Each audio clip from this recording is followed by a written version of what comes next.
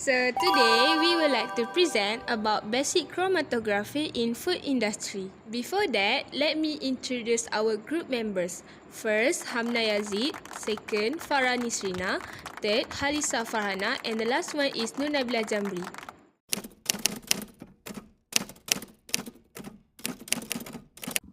Alright, first of all, what is chromatography?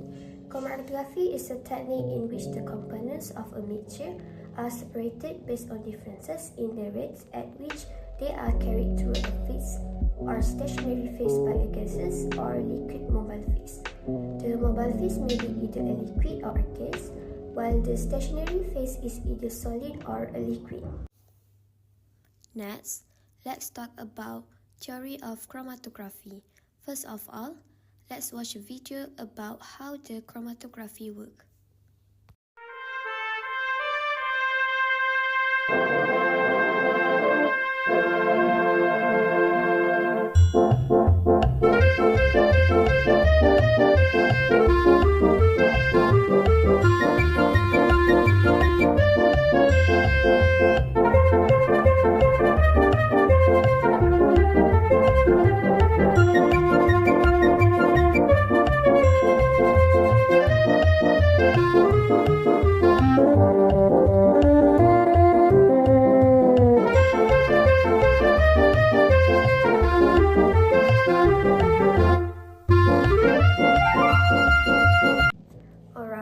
Based on the video, we can see that components that are strongly retained or absorbed by the stationary phase will move slowly with the flow of mobile phase, while the components that are weakly held by stationary phase will travel fast, rapid with the flow of mobile phase. The differences in mobility for each component in a sample will separate out into discrete bands. Then it can be analyzed qualitatively and quantitatively. With me, I want to share with you guys of how column chromatography can be applied in the context of food. And the example of food that we use is the separation of pigments in spinach. This is extraction, where the pigments are extracted from spinach leaves using a suitable solvent such as acetone or ethanol. Then we have column preparation, where a column is prepared with a stationary phase. Packed in step 1, we have sample loading. The crude pigment extract is then loaded onto the top of the column. Elution, where a solvent or a solvent mixture is passed through the column. 5 step is fraction collection, where as the solvent passes through the column, different pigment will elute at different times. 6. Analysis. Each fraction collected can be analyzed using techniques like thin layer chromatography or spectrophotometry to identify the presence and purity of specific pigment. Isolation. Once separated, individual pigments can be further purified if needed by repeat the chromatographic process or using additional purification. So next, I'm going to explain about example of the result. The principle involved can be partition chromatography or absorption chromatography. Partition chromatography because the substances are partitioned or distributed between liquid phases. The two phases are water-held in form of the filter paper, and the other phase is a mobile phase which passes through the paper. When the mobile phase moves, the separation of the mixture takes place.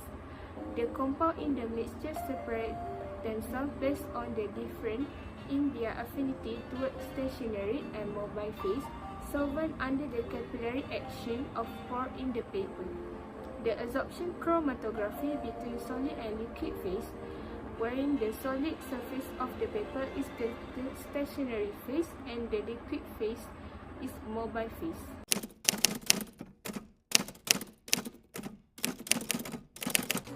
So, chromatography is a critical tool in the food industry for ensuring the safety, quality, and nutritional value of food products.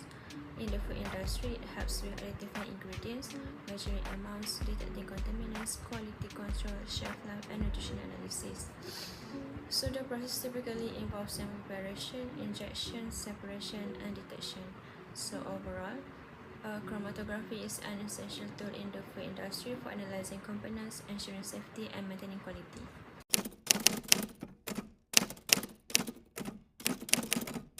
First, why water is not used in paper chromatography? Jang jang jang! It is preferable to use a less polar solvent such as ethanol so that the non-polar compounds will travel up the paper while the polar compounds will stick to the paper, separating them. Second question, what is the importance of paper chromatography?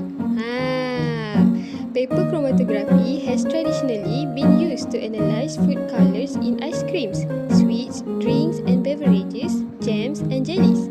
Only edible colors are permitted for use to ensure that no non-permitted coloring agents are added to the foods. This is where quantification and identification come into play. What are the limitations of paper chromatography, Nabila? Limitation? Limitations of paper chromatography are as follows.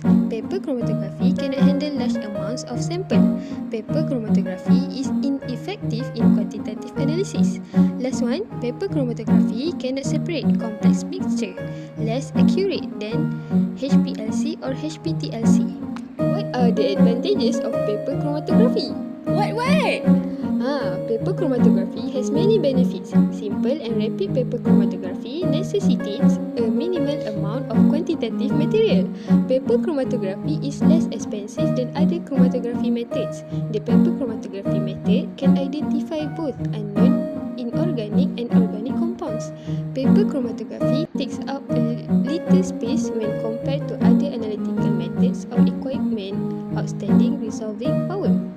Last question, is paper chromatography partition or adsorption? Yeah, a type of partition chromatography is paper chromatography.